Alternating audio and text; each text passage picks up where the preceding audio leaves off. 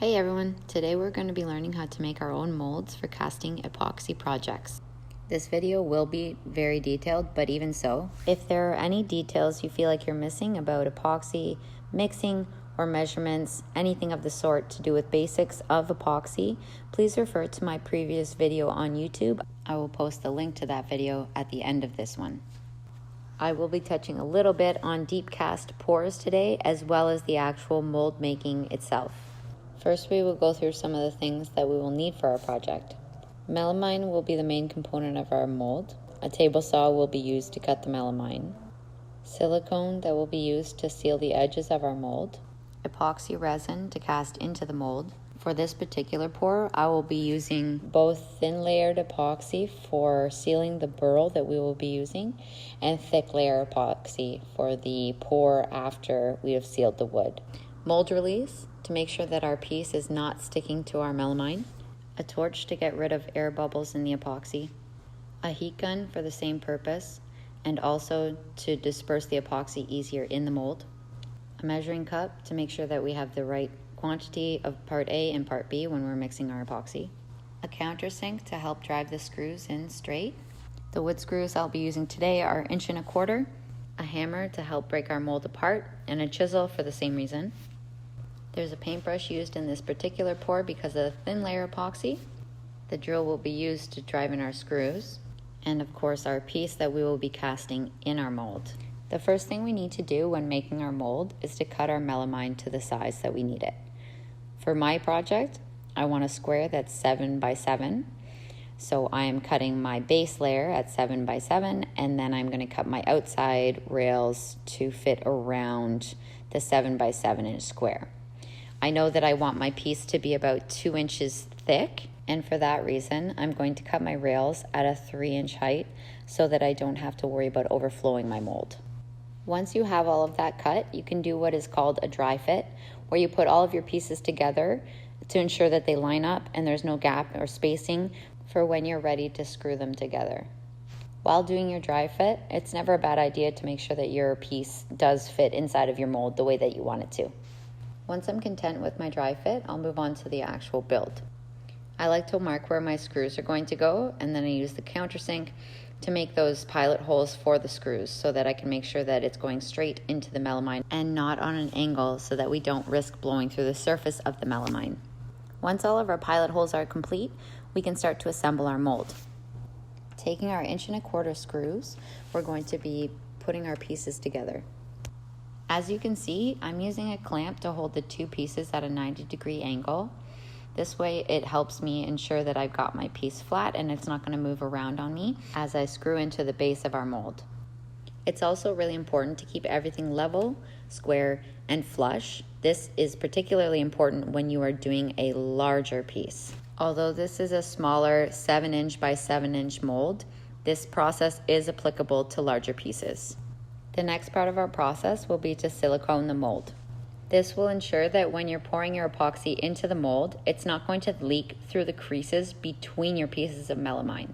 After putting in the silicone, I use a rubber glove to squish down the corners of the silicone to ensure adhesion and make sure there's no leaks for when I do pour in the epoxy. Once you have your mold assembled and your silicone has had time to dry, it's time to put in the mold release. Because bigger pieces like this need to be sanded, cleaned up, and finished after the fact, you can be pretty widespread in your application. You just have to make sure you are giving the mold release time to dry before you put the epoxy in. Once you have all of that complete, you can level your mold. This is really important because epoxy is self-leveling. So if you have your mold on an angle, you will end up with your piece on an angle and it might be harder to finish. As mentioned before, this particular pour is going to use 2 different types of epoxy. This first part of our epoxy is a thin layer. It's used to coat the burl and seal the edges of the wood. This will be helpful when we go to do our second layer of epoxy, and all the little nooks and crannies, particularly in burl, will be filled and therefore less likely to create bubbles. I am using a 2-to-1 epoxy, so I am using the 2-to-1 measuring portion of this cup. It is very important to make sure that you are checking your epoxy before pouring to ensure whether it's a 1-to-1 or a 2-to-1 ratio. Don't forget to mix the epoxy really well and scraping the sides of the container as well as the bottom to make sure that it's mixed evenly. This is also where you will add any color or pigment to your epoxy. After we are done mixing, we're going to set up our mold once again with our burl in place. Next, we will pour the thin layer epoxy into the mold itself. This step is really important as we put the epoxy in the burl and all over the piece to ensure that it's sealed and covered and coated.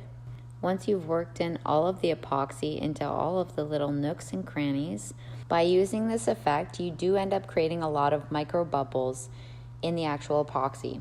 So that's the time when you pull out your heat gun and your torch so that you can make sure that you're popping as many of those as possible before it has time to set. The instructions on this particular epoxy tell me that if I want to do a second coat on top of it, that I should wait at least 6 to 8 hours between coats to pour the second piece. Now that it has been 6 to 8 hours, I'm going to pour the second part of the epoxy, which is our thicker cast epoxy, made for thicker casting, aka 2 inches thick, which is what I was going for. Prior to doing this pour, I did calculate how much volume of epoxy I would need to complete this. Instructions for calculating volume for epoxy pours can be found online. My measuring cups weren't big enough for the amount of epoxy that I needed, so I'm using 2 here. It's always great practice to put everything into a bigger bucket after the fact to restir and make sure that everything is mixed evenly. If you are adding color to your epoxy, this is a good time to put it in, and you can continue to mix once they are all in one container. After everything is mixed, you're ready to pour into your mold. Again, for this particular pour, where I did the thin layer first, I'm pouring the thick layer straight over the thin layer 6 to 8 hours after, just as instructed. Always make sure to double check the set time of your epoxy that you're using.